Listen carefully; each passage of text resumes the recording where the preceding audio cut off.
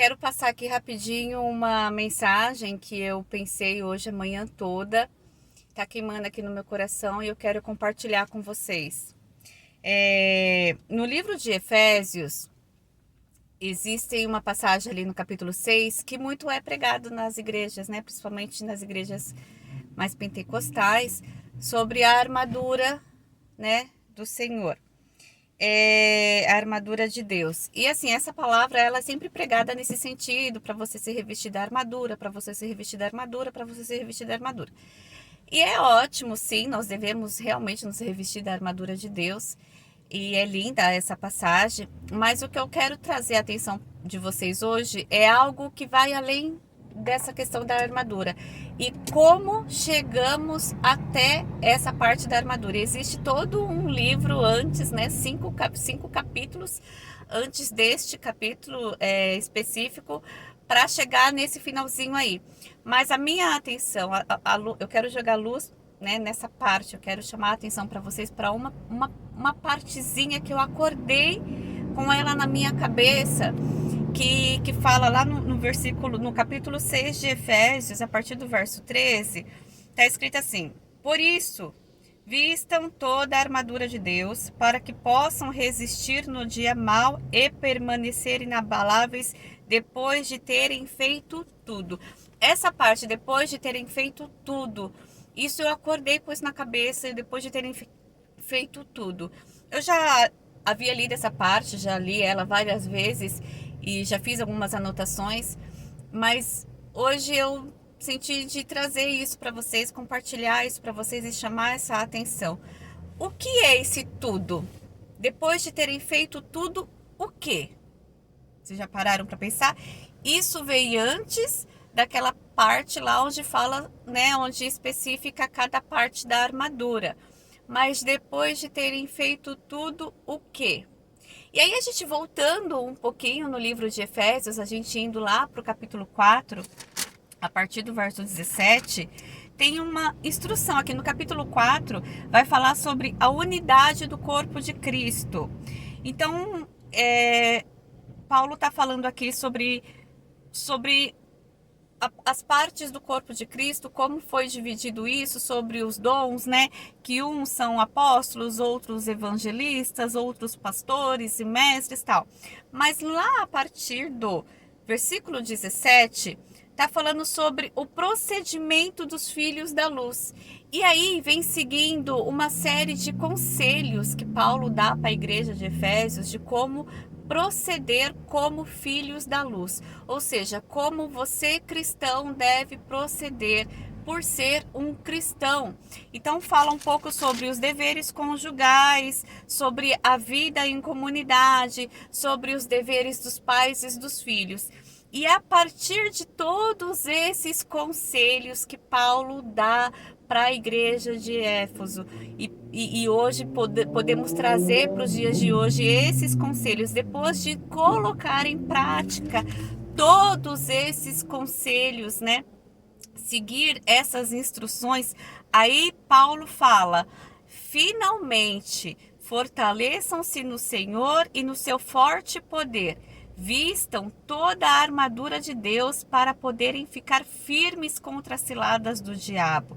Pois a nossa luta não é contra os seres humanos, mas contra os poderes e autoridades, contra os dominadores deste mundo de trevas, contra forças espirituais do mal nas regiões celestiais. Por que Paulo está falando isso? Porque antes ele trouxe conselhos para a vida prática da pessoa, lidar com pessoas, como viver em comunidade, como lidar com o outro, como ser pai, como ser mãe, ou seja, como eu lido com o outro.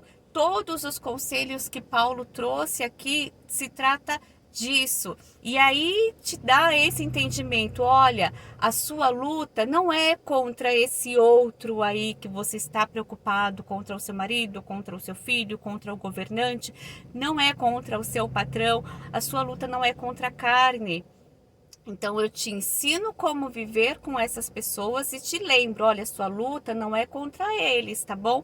Por mais que esteja parecendo que é, não é. E aí ele traz essa questão da armadura. E depois de terminar esse parágrafo, esse verso que eu li para vocês aqui sobre de como, contra quem é a nossa luta, aí ele fala: por isso, vistam toda a armadura de Deus, para que possam resistir no dia mau, porque os dias maus vêm, as lutas vêm, os conflitos vêm também. Então a gente tem que entender que a nossa luta não é contra a carne, a gente tem que entender qual é o nosso papel, eu e você como cristão diante desse conflito.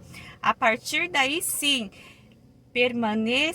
para que você possa resistir do dia mal e permanecer inabaláveis depois de ter feito tudo. Depois de você ter entendido, compreendido qual é o seu papel, qual é o seu dever como cristão, e entender que a sua luta não é contra a pessoa, mas sim contra as hostes espirituais da maldade que vivem aí nas regiões celestiais. Quando você entender isso, quando você se posicionar como cristão, se posicionar como uma pessoa que tem a luz da palavra de Deus sobre você, depois de você ter essa compreensão, esse entendimento, essa fé racional, porque é por aqui a gente começa trazendo o entendimento e depois ele desce para o coração. Então não é para você ser guiado pela sua emoção, pelo que você está sentindo, seja racional, pense a respeito disso. Então depois de você ter tido a sua fé racional, de você ter tido esse entendimento, de você ter seguido esses conselhos, de você saber se posicionar diante desses conflitos, você pode sim manter-se firme, você pode sim cingir-se de toda essa armadura de Deus. E aí ele vem falar do cinto da verdade, da couraça da justiça, do evangelho da paz e do capacete da salvação, da espada do Espírito, que é a palavra de Deus. E ele segue com o conselho: orem no Espírito em todas as ocasiões, com toda oração e súplica, tendo isso em mente,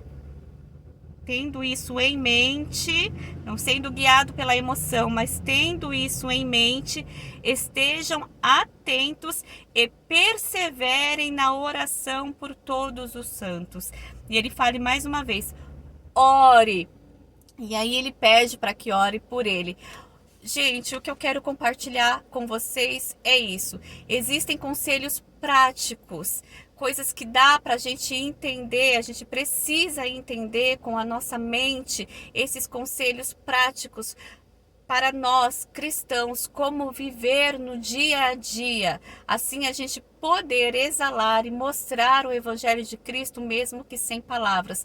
Então, depois de seguir todos esses conselhos, a gente precisa ter essa compreensão de como ser cristão de uma forma prática, olhar para a palavra de Deus e saber que ela tem instruções para você viver uma vida cristã na praticidade do seu dia a dia. E aí você se revestir das armaduras de Deus.